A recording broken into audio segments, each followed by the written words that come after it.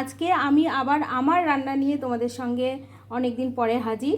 তো আজকে দুপুরের মেনুতে ছিল দেখো পাট শাক, মানে রসুন ফোড়ন দিয়ে ভেজেছি। তো এই পাট শাক সম্পর্কে আমি বলছি, এটা আমার বাবা দিয়ে গেছে। আমাদের বাবার জমিতে, মানে চাষের জমিতে এই পাট শাক হয়েছে, তো সেটাই বাবা দিয়ে গেছে আর আজকে আমি রান্না করেছি। তো ছিল দেখো পাট শাক, আর এটা রয়েছে ঢ্যাঁড়স সর্ষে দিয়ে বানিয়েছি। আর এটা সেই ইলিশ মাছের হাতে মাখা ইলিশ, যেটা আমি বানাই, এটা একবার বানিয়েছিলাম, খুবই ভালো লেগেছিলো, সেটা আবারও বানিয়েছি। তো এই রেসিপিটা তোমরা যদি চাও, তোমরা অবশ্যই আমি পরে একদিন শেয়ার করব। তো এটা দুর্দান্ত খেতে হয়, তাই আজকে আবার বানালাম হাতে মাখা ইলিশ। আর আমার ছেলে ইলিশ খায় না, ছেলের জন্য এই দেখো ডিমের তরকারি বানিয়েছি।